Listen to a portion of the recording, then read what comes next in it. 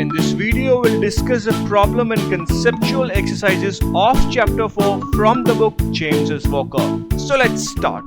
Now in this question, it is given that a passenger on a moving train tosses a coin straight upward with an initial speed of 5.25 meter per second, and it catches it again when it returns to the initial level. So according to the passenger's point of view, the coin moves straight up and then straight down, and it catches at the same level. Now next it says that the coin's initial velocity is 5.25 meter per second y cap. That's true. So we can write this is the velocity of the coin relative to train, because the passenger is sitting in the train. So we can say that this is the velocity of the coin relative to train, which is 5.25 meter per second y cap.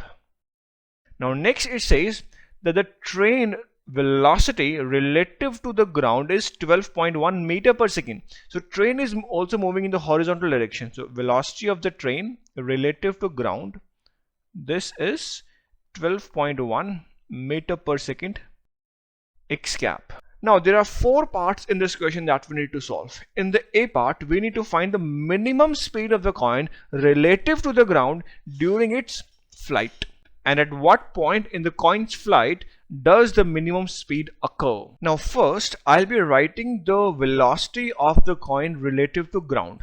So this is VCG, and for that I'm going to use the concepts that we studied in the chapter 3 where we discussed the relative motion. So this is nothing but velocity of the coin relative to train plus the velocity of the train relative to ground. So this is 5.25 meter per second y cap, and this is, we have 12.1 meter per second x cap. Now generally we write the x component first and then the y component. So we can rewrite this thing as the velocity of the coin relative to ground. This is equals to 12.1 meter per second x cap plus 5.25 meter per second y cap. So relative to the person who's sitting on the ground, he will see that the coin's initial velocity have some component in the x direction also and in the y direction also. But with respect to the person sitting in the train, he will have only the vertical component. The horizontal component will be 0 for the person sitting in the train. Okay. Now what is the minimum speed of the coin relative to ground during its flight? So if you see the trajectory for the coin relative to the ground, it will look something like that. So at the highest point, the speed will be minimum, where the vertical component of the velocity becomes 0. Here we have only the horizontal component, which is the total speed. So the minimum speed in this case will be when this value 5.25 becomes 0, or we can say that 12.1 meter per second. This will be the minimum speed, or you can say the speed with which the train is moving. So this is the minimum speed. Now next, at what point it occurs? So it occurs at the peak of its trajectory, at this point when the vertical component of velocity becomes 0. Okay, so this was the answer for the A part. Now next, in the B part, we need to find the initial speed and the direction of the coin as seen by the observer on the ground. So we have already written the velocity of the coin relative to ground. This is the initial velocity. So from here we can easily find the speed. So speed would be under root the x component square plus the y component square. So x component we have 12.1 square plus the y component we have 5.25 and its square. So on solving this, we'll get this value to be 13.2 meter per second. Now what would be the theta direction? The tangent inverse the y component over the x component. So y component we have 5.25 and the x component we have 12.1. So that would be equals to 23.5 degrees, and this will be above horizontal. Now next, in the C part, what they're asking is that we have to use the expression for the y max that we derived earlier to calculate the maximum height of the coin as seen by the observer on the ground. So the expression that we derived earlier, it was y max to be equals to, basically we can write h max. This is v naught sine theta whole square divided by 2g. V naught sine theta is the initial velocity in the vertical direction. So this is the vertical component 5.25. So you can directly write 5.25 and its whole square divided by 2g. 2 times g is 9.81.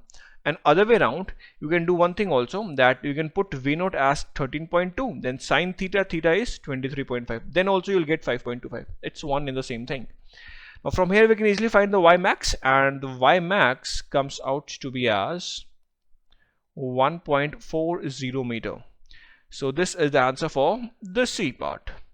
Now next, in the D part, it is asking that what is the maximum height of the coin from the point of view of passenger who sees only one dimensional motion. So what they are asking is, we have to find the maximum height of the coin relative to the person sitting on the train.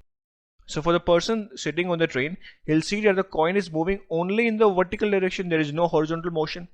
So we can use this equation, Vy square is equals to V naught y square minus 2g delta y. And at the topmost point, the vertical component of velocity, that is Vy, will become 0. So we can equate this to be 0. So 0 is equals to V naught y, the initial velocity, which in the vertical direction is 5.25. So 5.25 and its whole square minus 2 times g is 9.81 delta y. Now from here, delta y, or basically the y max, this value again comes out to be as 1.40 meter. Now either you are sitting on the ground or you are sitting in the train, you will see that the maximum height attained by the coin is same. It doesn't matter. But the difference is that if you are sitting on the ground, you will see that the coin have some horizontal velocity also and the vertical velocity also. But the person who is sitting in the train, he'll see that the coin have only the vertical component of velocity, not the horizontal. So this is the difference. And we'll explore this concept more when we'll discuss the theory of relativity in the later seasons. Now here in this question, we are given that a golfer hits a shot and the ball leaves the club with an initial speed of 16 meter per second at an angle 58 degrees above horizontal. So let me show the direction. This is V naught, which is 16 meter per second, the initial speed, and this angle we have 58 degrees. Now if the speed of the ball just before it lands is 12 meter per second, we have to find the elevation of the green above the point where the ball is struck. So let me first show the trajectory for the ball. And here the speed is 12 meter per second. Now we have to find this height h. This is what the question is saying. Now one thing we know, that during the projectile motion, the horizontal component of velocity remains the same. So when the ball is struck, it will have some horizontal velocity and the vertical velocity.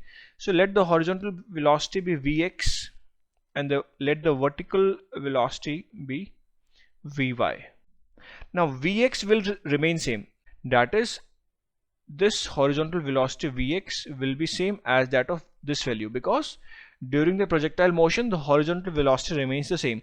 So first I'll be calculating this horizontal velocity. So we can say that the horizontal velocity Vx, this would be V naught cosine theta, and V naught we have 16 meter per second, cosine theta is 58 degrees, and from here we'll get this value to be 8.48 meter per second. So this is the horizontal velocity. Now next we can find this Vy. So for that one thing we know, that the speed at this point is 12 meter per second. Now this speed can be written as under root the x component of velocity square plus the y component of velocity square. So Vx whole square plus Vy square. At this point we can write, because they are perpendicular to each other, so speed will be equals to this. Now we have 12, under root Vx we have 8.48, so 8.48 and its square, this is 8 point, plus Vy we don't know. This is the velocity of the vertical velocity of the ball at this point. So from here we can easily find Vy, and this Vy comes out to be as 8.49 meter per second. Now we can easily find this height h. What we can do, we're going to apply the equations of motion in the vertical direction, which is Vy square is equals to V naught y square plus 2ay delta y, and in our case ay is minus g, and delta y is this change in height, which is h. So Vy square is this value 8.49. V naught y is the initial velocity in the vertical direction. This is V naught y, which will be 16 sine 58.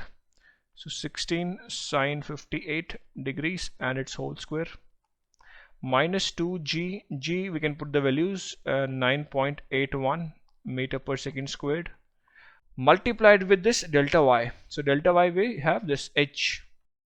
We can put it at h here. Now we can find the value of h from here very easily, which comes out to be as 5.8 meter. So this is the final answer for the question. So here in this question, we have to refer the conceptual example that I discussed when we were discussing the key characteristics of projectile motion. There we discussed this example when the two cats jump. One cat jumps at an angle 45 degrees above horizontal, and another cat jumps 45 degrees below horizontal. And we discussed that on landing the ground, the speed for both the cat will be same. So referring to that conceptual example, one question is being framed, and it says that the two cat jumps from an elevation of 2.5 meter with an initial speed of 3.0 meter per second.